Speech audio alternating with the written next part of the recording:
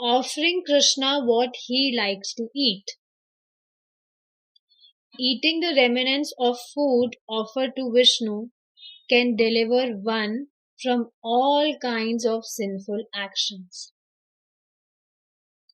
सिर्फ भगवान विष्णु का प्रसाद पाने से जितने भी व्यक्ति के सिंफुल एक्शंस हैं वो ध्वस्त हो सकते हैं।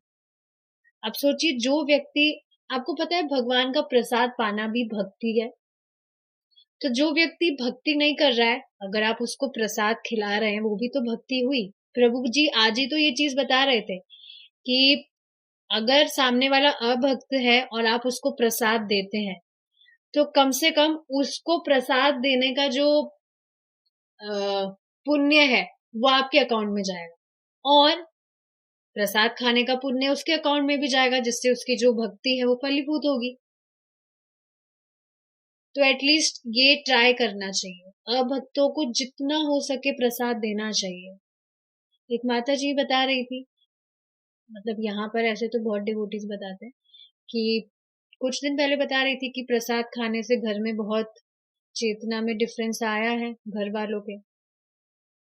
तो ऐसा हो ही नहीं सकता, 16 माला का जप कर रही है माता जी तो आएगा ही, क्या दिक्कत है, आएगा ही। और अब आप देख रहे हैं ना, ये चीजें जो फॉलो कर रहा है, जो चीजें बताई है, प्रोसेस बताया है, आप उसको फॉलो कर रहे हैं। फॉलो करने के बाद में आप खुद ट्रांसफॉर्मेशन देख रहे हैं तो और श्रद्धा बढ़ रही है। अब बताया जा रहा है, कोई व्यक्ति उसे फॉलो ही नहीं कर रहा है तो श्रद्धा तो, ट्रांसफॉर्मेशन तो कोई आएगा नहीं और फिर श्रद्धा भी कहां से बढ़ेगी। कोई चीज करोगे ही नहीं तो कहां से श्रद्धा बढ़ेगी, समझना चाहिए इस चीज। ठीक है, हरि भक्ति विलास में कहा गया है कि भक्त उन विभिन्न प्रकार के भोजन की पेशकश कर सकते हैं जो उन्हें व्यक्तिगत रूप से पसंद है। श्रील प्रभुपाद ने इसे बरकरार रखा। नीचे उद्धरण देखें। इस्कॉन के शुरुआती दिनों में श्रील प्रभुपाद ने अनुयायियों को अपने आहार को केवल प्रसाद तक सीमित रखने के बारे में अधिक चिंतित थे।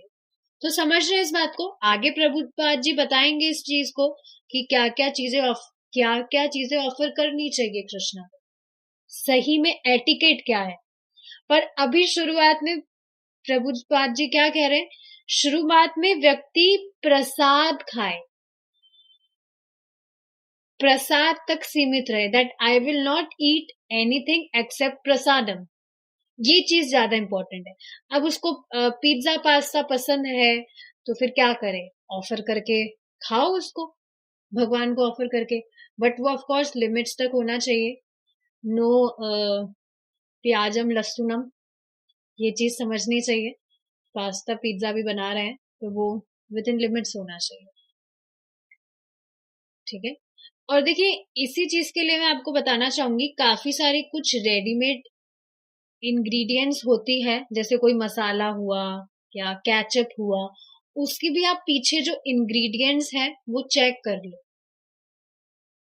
काफी सारे आप देखेंगे, ऑलमोस्ट काफी सारी चीजों में गार्लिक पाउडर या अनियन पाउडर होता ही है, तो समझना चाहिए इस चीज। पहली बात तो ये है कि सब कुछ घर में बनाया जा सकता है। मैंने ग्रुप में इतना शानदार चैनल शेयर किया था, वो डिवोटी ही है, आप देखिए ना, सब कुछ वो घर पर ही बनाती है, सब कुछ उन्होंने रेसिपीज डाली हुई है। यहाँ तक कि पाव भाजी मसाला आप घर में बनाइए, चाट मसाला घर में बना सकते हैं, टमाटो सॉस घर में बना सकते हैं, और वो भी बाजार से भी शानदार। बिल्कुल मजाक नहीं कर रही मैं, क्योंकि मैंने खुद ने ट्राई किया है। तो सारे तो आप देखिए सोल्यूशन तो है, पर अगर व्यक्ति फिर भी बहाने बना रहा है तो फिर बनाते रहे, क्या किया जा सकता है उसको। सोल्यूशन तो सारे रख रखे हैं यहाँ पर, ठीक है। तो शुरुआत में इस चीज पर फोकस करना चाहिए कि व्यक्ति अपने आप को प्रसाद तक सीमित रखे। अब उसको जो पसंद है शुरुआत में वो भी ऑफर कर रहा है तो ठीक है वो।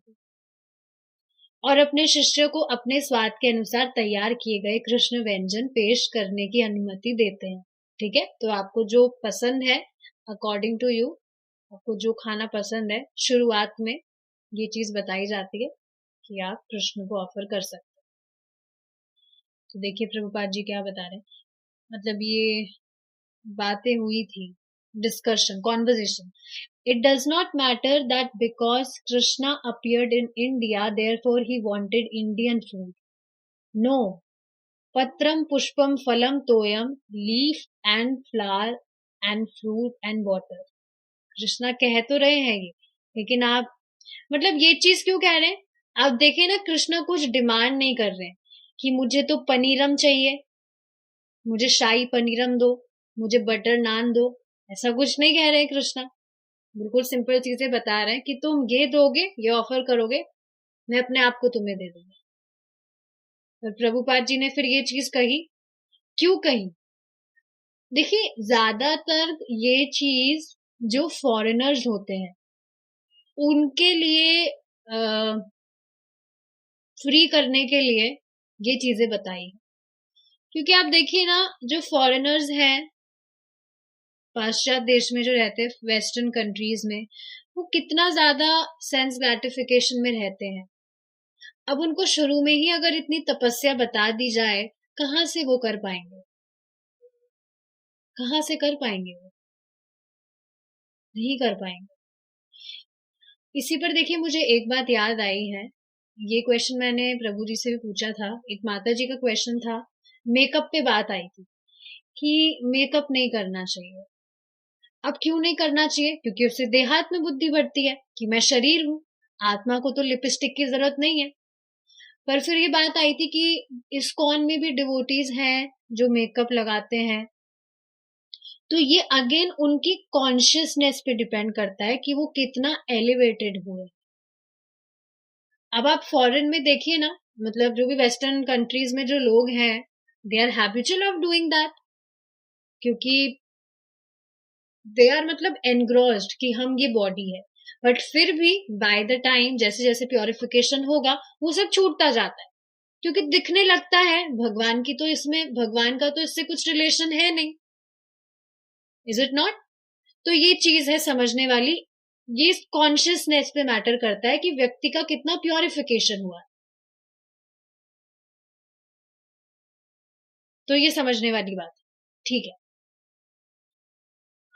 It was so kind of you that you have sent me a birthday cake. And you will be pleased to know that Govinda Dasi and her husband Gaur Sundar decorated the bread with nice different kinds of candles, and it was offered to Krishna. And then I enjoyed the bread, part of it, and the rest was distributed to the devotees. It was very nice. तो देखिए, ये सारे जो conversation है ये western countries में हुए हैं, वो इतने ज्यादा एनग्रॉस्ड हैं सारी चीजों में, तो इसलिए प्रभुपाद जी ने उनको थोड़ा फ्री किया है कि ठीक है, करो तो, पर करो, भक्ति में आओ, कैसे भी करो।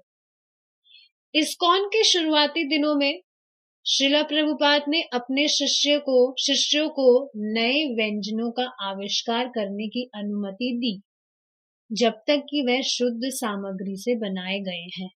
समझ पा रहे इस चीज को? अनटिल एंड अनलेस जो भी इंग्रेडिएंट्स हैं वो प्योर वेज है, प्योर वेजिटेरियन है, यू कैन एक्सपेरिमेंट विथ दोस, कुछ भी आप बना सकते हैं जो आपका मन है। कृष्ण को सात्विक भोजन का भोग लगाया जाता है। सात्विकता के पदार्थ के गुणों वाले पदार्थ गेहूं, चावल, दाल, बीन्स, मटर, चीनी, शहद, मक्खन और सभी दूध से बनी चीजें, सब्जियां, फूल, फल, अनाज है। इसलिए ये खाद्य पदार्थ किसी भी आकार में चढ़ाए जा सकते हैं, लेकिन भक्तों की बुद्धि से विभिन्न तरीकों से तैयार किए जाते हैं।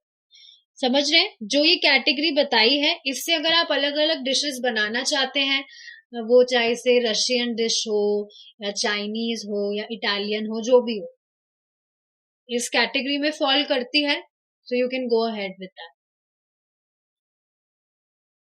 सामग्री हमेशा उपरोक्त के समान ही होती है, चाहे आप उन्हें तले, उबाले, बेक करें, पाउडर बनाए या जिस भी तरह से उन्हें मिलाया जाए या पकाया जाए। विचार यह है कि उन्हें खाद्य पदार्थों के इस समूह में आना चाहिए। ठीक है, इस कैटेगरी में फॉल करना चाहिए, मतलब सात्विक भोजन ही होना चाहिए। अब जैसे सात्विक मूवमेंट वालों को देखो ना आप, कितना उनका दिमाग चलता है। बिना, आप देखेंगे बिल्कुल सिंपल तरीके से, मतलब सिंपल इंग्रेडिएंट्स से भी वो पिज्जा, केक, पता नहीं क्या क्या बना देते हैं। तो आप देख रहे हैं, है इंग्रेडिएंट्स वही सात्विक इंग्रेडिएंट्स है, कुछ भी ऑयल वगैरह भी यूज नहीं करते हैं, ज्यादा से ज्यादा अवॉइड करने का ट्राई करते हैं। बट आप देखिए, उनसे वो कुछ भी तोड़ मड़ोड़ के बना देते हैं। तो वही चीज यहाँ बताई जा रही है कि आप उन्हें तले, उबाले, बेक करें, पाउडर बनाए, कुछ भी करें, पर वो इस कैटेगरी में आना चाहिए। इसलिए यदि आप चाहें तो आप अपनी खुद की रेसिपी बना सकते हैं, जब तक सामग्री इस समूह के भीतर है। अब जैसे आप देखिए ना, इंडिया की बात हो तो ट्रेडिशनल फूड जो है वो वेस्टर्न कंट्रीज में जो लोग रहते हैं उनको तो बनाना नहीं आता है, उनको तो नहीं पता है चपाती क्या होती है। तो यही चीज यहाँ बताई जा रही है कि सात्विक कैटेगरी में जो भी इंग्रेडिएंट्स फॉल करती है, जैसे गेहूं, चावल, दाल, बीन्स, मटर, चीनी, शहद, मक्खन और सभी दूध से बनी चीजें, सब्जियां, फूल, फल, अनाज, इन सब को चाहे से तला जाए, उबाला जाए, बेक किया जाए, इनका पाउडर बनाया जाए, जिस भी तरीके से कोई भी भक्त है चाहता है तो वो रेसिपी के साथ एक्सपेरिमेंट कर सकता है। इसलिए यदि आप चाहें तो आप अपनी खुद की रेसिपी बना सकते हैं, जब तक सामग्री इस समूह के भीतर है। तो रेसिपी कैसी भी बनाई जा सकती है, लेकिन कैटेगरी का ध्यान रखना है कि वो इस कैटेगरी में फॉल करती है। यह खाद्य समूह कृष्ण द्वारा भगवत गीता में कहा गया है और हम उसी के अनुसार पालन करते हैं।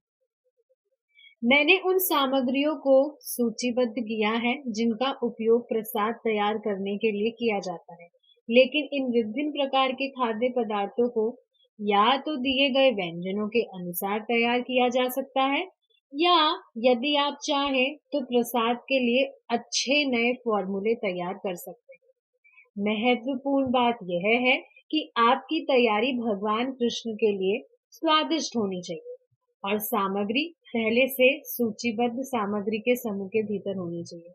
अच्छा, स्वादिष्ट तो होनी चाहिए, पर इसका अर्थ ये नहीं है कि हम चेक करने लगे, अरे स्वादिष्ट बनी है या नहीं, एक बार चख तो ले। कृष्णा को एकदम परफेक्ट ऑफर करना चाहिए हमें, तो एक बार चख लेते हैं, कुछ कमी तो नहीं है। नहीं, ऐसा नहीं करना। बिना ऑफर किए वी कांट इवन टेस्ट। ये चीज हमने डिस्कस की थी।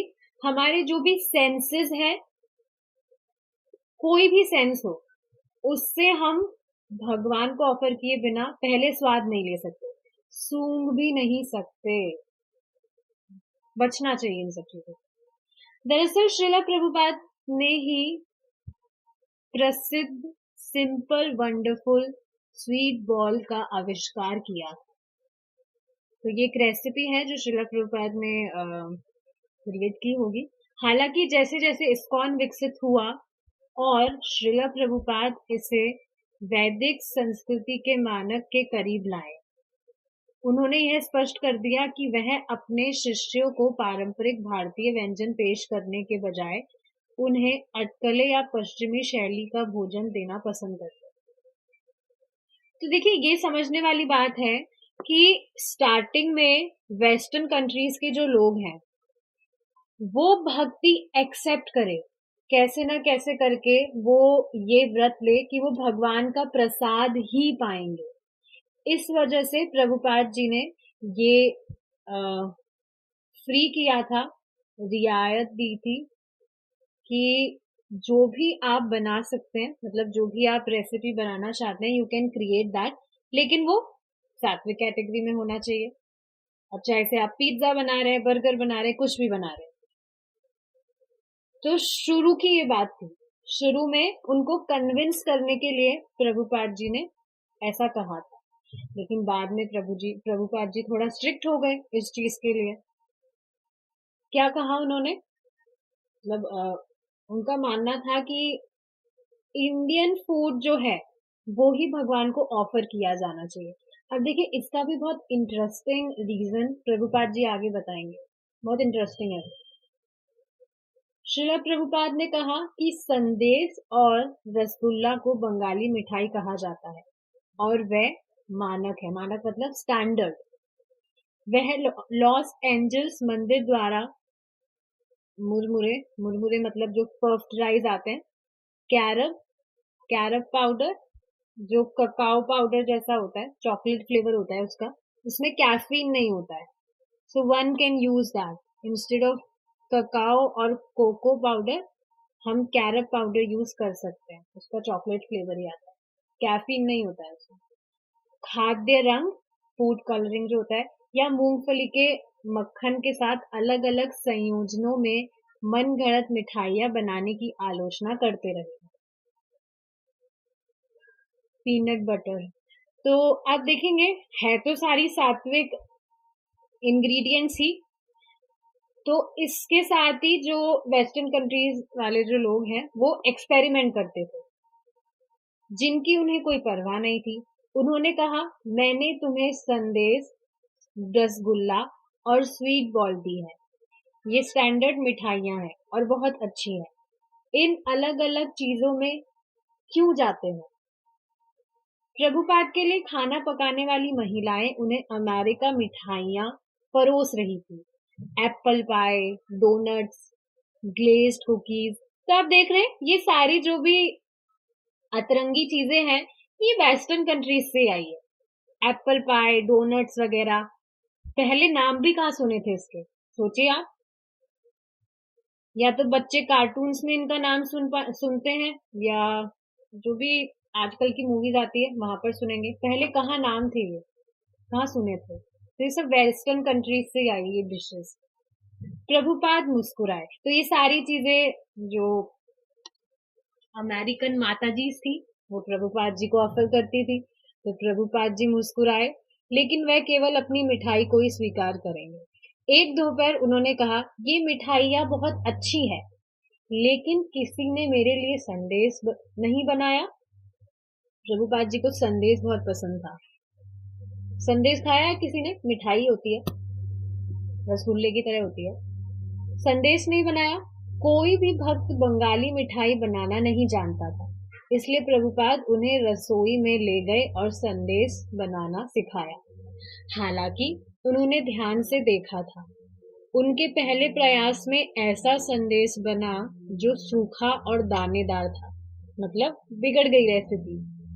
लेकिन प्रभुपाद ने इसे स्वीकार कर लिया और पश्चिमी मिठाइयों की तुलना में संदेश को प्राथमिकता दी, जिसे कृष्ण स्वयं खाते हैं। जब डेट्रॉइट में भक्तों ने उन्हें पिज्जा पेश किया तो श्रीला प्रभुपाद ने कहा ये सब क्या बकवास है, पिज्जा, मैंने तुम्हें खाना पकाने का वैदिक तरीका सिखाया है, आप यह मनगढ़ंत चीजें क्यों बना रहे हैं। कृष्ण को वह खाना अर्पित करना जो वह खाना पसंद करते हैं प्रेम की अभिव्यक्ति है। तो ठीक है, पिज्जा बर्गर व्यक्ति अगर ऑफर कर भी रहा है तो वो तो उसका टेस्ट हुआ ना, उसको पिज्जा पसंद है इसलिए वो ऑफर कर रहा है। ठीक है, वो भी ठीक ही है, गलत नहीं है वो, पर यहाँ पर प्रभुपाद जी थोड़ा क्या बता रहे हैं, नेक्स्ट लेवल वाली चीज बता रहे हैं कि जब भक्त कृष्ण की प्रसन्नता के लिए कुछ बनाता है और उन्हें ऑफर करता है, शुरू में तो वो क्या करता है, उसको जो पसंद है वो खुद के लिए सोचता है, बनाता है, और फिर याद आता है अरे हाँ भगवान को भी तो भोग लगाना है, तो भोग लगाता है। इसलिए आप देखेंगे काफी बार डिवोटीज कहते हैं हमें याद ही नहीं रहता कि हम कृष्ण के लिए बना रहे हैं, पर इतना तो कॉन्शियस रहते हैं ना कि हम टेस्ट नहीं करेंगे भगवान को भोग लगाए बिना। तो वो भी स्टार्टिंग में ठीक है, पर बाद का ये स्टैंडर्ड बताया जा रहा है कि जो भगवान को पसंद है वो बनाया जाना चाहिए। कृष्ण सकारात्मक रूप से कहते हैं मुझे ये चीजें पसंद है, इसलिए हमें कृष्ण को वह अर्पित करना होगा जो पसंद, जो उन्हें पसंद है, और फिर हम प्रसाद लेंगे। वह कृष्ण चेतना है। That is Krishna consciousness. Krishna की इंद्रियों को संतुष्ट करने के लिए, मेरी इंद्रियों को संतुष्ट करने के लिए नहीं, वही भक्ति है। इसे प्रेम कहा जाता है, कृष्ण के प्रति प्रेम। कृष्ण को यह पसंद है, मुझे उन्हें यह अवश्य देना चाहिए। तो आप देखिए ना, ठीक है, ये तो फिर भी ठीक ही है, कोई प्रॉब्लम नहीं है। लेकिन आप देखेंगे कुछ लोग होते हैं जो भगवान को, मतलब स्टैंडर्ड उन्हें पता नहीं है, तो यहाँ तक कि अनियन गार्लिक भी ऑफर कर देता है। मैं खुद ही जानती हूँ, हमारी कोई रिश्तेदारी में थे, तो वो कह रहे थे, हाँ हम तो लड्डू गोपाल जी को अनियन गार्लिक का भोग भी लगा देते हैं, अलग से अगर हम चटनी बनाते लहसुन की वो नहीं देते, पर अगर सब्जी में हम डालते तो वो हम चढ़ा देते हैं।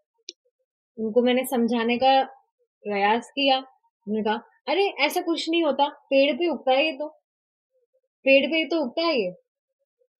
अब बताइए आप, फिर क्या कहा जाए? कोई स्टैंडर्ड ही फॉलो नहीं करना चाहता तो क्या किया जाए? तो ठीक है, वो तो फिर भी बिल्कुल अलग बात चली गई। बात समझने वाली क्या है कि भगवान की इंद्रियों को संतुष्ट करने की मंशा होनी चाहिए। हमने कृष्ण चैतन्य महाप्रभु को अपने अतिथि के रूप में आमंत्रित किया है और उन्होंने यहाँ आने के लिए सहमति दे दी है, इसलिए हमें वह खाद्य पदार्थ पेश करना चाहिए जो वह चाहते हैं, अपनी इच्छा के अनुसार नहीं। वह शिष्टाचार नहीं है। This is not an etiquette. यदि कोई सम्मानित अतिथि आपके घर आता है तो आप उससे पूछते हैं, क्या आप क्या खाएंगे श्रीमान?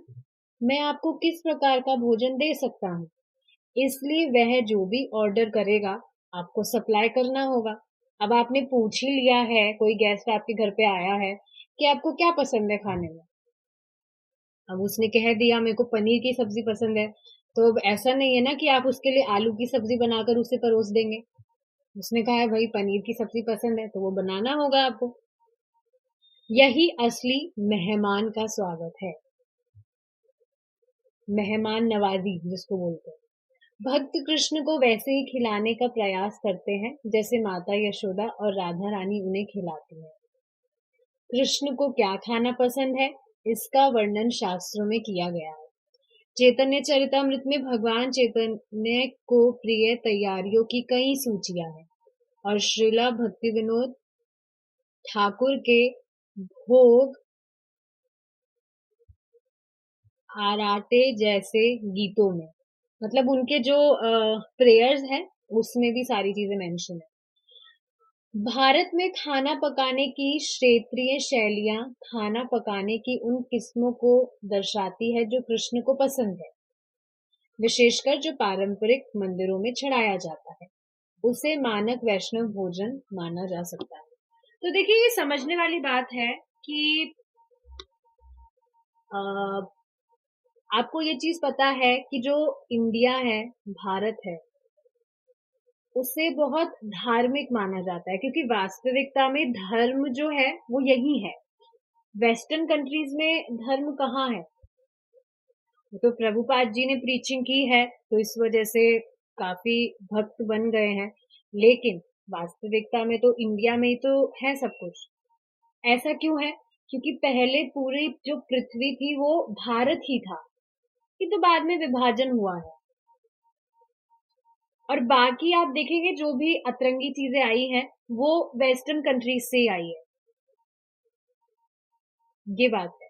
तो शुरू से भगवान को जो पसंद था, महाभारत भारत में तो हुई थी, महा अमेरिका में थोड़ी हुई थी, या महा इंडोनेशिया में, ऐसा कुछ नहीं है, भारत में हुई थी।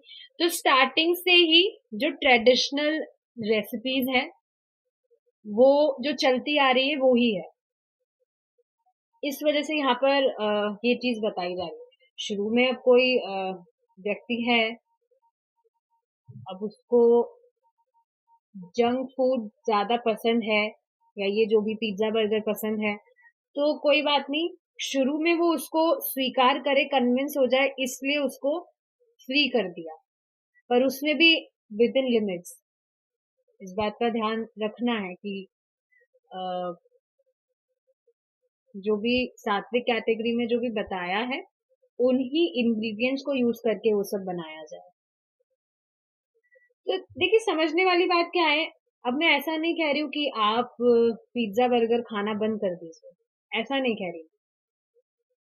बस ये है, बात समझने वाली क्या है कि जो भी ठीक है, आपके टेस्ट के लिए भी आपको जो पसंद है, you can make that and you can offer that. हमेशा बात ये ध्यान रखनी है कि जो भी आप वस्तु उपयोग में ले रहे हैं, उससे पहले कृष्णा को ऑफर करिए। ये चीज इंपॉर्टेंट है समझना, क्योंकि मैं समझ सकती हूँ यहाँ पर काफी सारे ऐसे रूल्स बताए जा रहे हैं। कोई नया डिवोटी आएगा, वो तो सुनकर भाग ही जाएगा, अरे ये क्या क्या बता रहे हैं, इतने सारे नियम हमसे तो फॉलो नहीं हो पाएंगे। तो बस समझने वाली बात क्या है कि जो भी चीजें बताई हैं विद इन द लिमिट्स आप बनाइए। अनियन गार्लिक वगैरह यूज नहीं करना है, और भी काफी सारी चीजें हैं उनको यूज नहीं करना है। और जो भी आप उपयोग करते हैं, खाने की ही बात नहीं है, उसको पहले कृष्णा को ऑफर करिए, ये बात जरूरी है। ठीक। इनमें चावल, दाल, चपाती, सब्जी, मसालेदार चटनी और भारतीय शैली की अनेक तरह की मिठाइयाँ और अन्य विशेष तैयारियों की विविधता शामिल है। और अमेजिंग चीज क्या है, हमारा डेली का खाना तो यही तो है। तो कभी कभी तो खाते हैं, जो चाउमीन, बर्गर, पिज्जा वगैरह हुआ, तो कभी कभी की चीजें होती है, तो वो कोई इशू नहीं है। भक्तों को पास्ता, फ्रेंच फ्राइज, सोया बर्गर, टमाटो सॉस, टमाटर सॉस, एप्पल पाई, कस्टर्ड और पश्चिमी शैली के केक और बिस्कुट पसंद हो सकते हैं, लेकिन ये चीजें देखिए, प्रभुपाद जी क्या कह रहे हैं, बहुत इंटरेस्टिंग चीज है। लेकिन ये चीजें गोलोक वृंदावन में के मेन्यू पर नहीं है, और यह संदेहास्पद है कि राधा रानी इन्हें कृष्ण को पेश करने के लिए कितनी उत्सुक होंगी। तो ये चीज समझनी चाहिए, हमने डिस्कस की थी कि कृष्णा के पास में डायरेक्टली खाना नहीं जाता। जो हमारे गुरु महाराज है, श्रीला प्रभुपाद से होकर, राधा रानी से होकर, उसके बाद में कृष्णा एक्सेप्ट करते हैं। तो प्रभुपाद जी यही बता रहे हैं कि पता नहीं श्रीमती राधा रानी कितनी ज्यादा उत्सुक होती होंगी कृष्णा को पिज्जा ऑफर करने के लिए। कृष्णा, ये भक्त आपके लिए पिज्जा लाए हैं, ये बर्गर लाए हैं, अजीब लग रहा है। या गोलोक वृंदावन के मेन्यू में आपको मुझे भी डाउट हो रहा है, वहां पर आपको पिज्जा बर्गर मिलेगा या नहीं, भगवान के धाम पे डाउट है इस चीज पर, पिज्जा बर्गर वहां मिलेगा या नहीं। तो ये चीज है, यह बेहतर है कि भक्त अपने खान पान की आदतों को कृष्ण की तरह समायोजित करें, बजाय इसके कि वह यह उम्मीद करे कि कृष्ण उनके अनुरूप अपना आहार समायोजित करेंगे। भक्ति का अर्थ है कृष्ण को वह अर्पित करना जो वह चाहते हैं, और उन्हें संतुष्ट करना। हमें जो पसंद है उसे अर्पित करना कर्म योग कहा जा सकता है, लेकिन शुद्ध भक्ति नहीं। कृष्ण को वैदिक व्यंजन अर्पित करने से भी भक्तों को कृष्ण को याद करने में मदद मिलती है। हाँ, देखिए, ये भी समझने वाली चीज है, जब आप कुछ इंडियन ट्रेडिशनल रेसिपी बनाएंगे, तो कृष्ण को आप अच्छे से स्मरण कर सकते हैं। जैसे कृष्ण को दही चावल बहुत पसंद है, तो कोई माता जी बना रही हैं, तो आप देखिए ना, कृष्णा के पास टाइम याद आ सकते हैं, चैतन्य महाप्रभु के पास टाइम याद आते हैं, जब हम ऐसी कुछ रेसिपी बनाते हैं। तो प्रभु जी खुद बता रहे थे इस चीज को, कि जब हम कुकिंग कर रहे हैं, तो तब भी जब हम ऐसी रेसिपीज बनाते हैं, तो हमें कृष्णा का पास टाइम याद आ सकता है, तो उससे कृष्ण की स्मृति और होगी। अब पिज्जा बर्गर बना रहे हैं तो पता नहीं कृष्णा ने तो कौन से पास टाइम में खाया होगा ये सब, नहीं खाया। तो ये समझने वाली बात है। विभिन्न प्रकार के भोजन से कृष्ण की स्मृति जागृत हो सकती है। देखिए पिज्जा बर्गर खाना इज नॉट एन ऑफेंस, अपराध नहीं है। आप बनाकर अच्छे से घर पर ऑफर कर सकते हैं, कोई इशू नहीं। कि बाजार का अवॉइड कर, कभी कभी बना के आप खा सकते हैं, कोई इशू नहीं है। मेरा भी मन करता है, मैं भी बना के ऑफर कर देती हूँ, तो कोई अपराध नहीं है। यदि दही के साथ चावल मिलाया गया है, कृष्णा को कर्ड राइस पसंद है। जब कृष्ण गाय चराने जाते हैं तो माता यशोदा उन्हें दोपहर के भोजन में ले जाने के लिए यह देती है।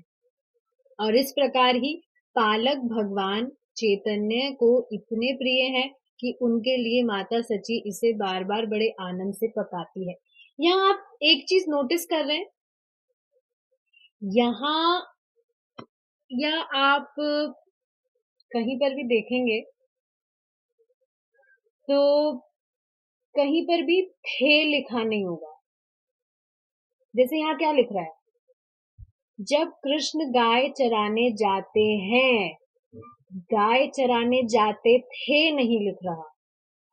तो माता यशोदा उन्हें दोपहर के भोजन में ले जाने के लिए यह देती हैं।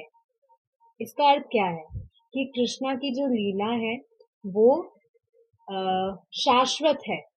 ऐसा नहीं है पहले हुई तो बस वो होकर रह गई, एक इतिहास बन के रह गया वो, ऐसा कुछ भी नहीं है।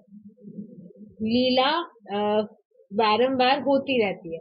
अभी भी कृष्णा कहीं पर गाय चरा रहे हैं, अभी भी कृष्णा कहीं पर अर्जुन को गीता ज्ञान दे रहे हैं। जितनी भी लीलाएं हैं भगवान की वो शाश्वत है और वो होती रहती है। ऐसा नहीं है वो एक बार हो गई तो बस वो इतिहास के पन्नों में अब छप गई है, वहां कैद हो गई है, ऐसा नहीं है, चलती रहती है भगवान की लीला। ठीक है, तो इससे हमारा ये वाला जो टॉपिक है कि कृष्ण को क्या ऑफर करना चाहिए वो कंप्लीट होता है। जी माता जी बताइए। हरे कृष्ण माता जी। हरे कृष्णा। ये आपने बताया इनका मनपसंद भोजन है दही और चावल। तो क्या मीठा भी रखेंगे, बूरा वगैरह, या नमकीन चावल होते हैं वो? नमकीन चावल होते हैं,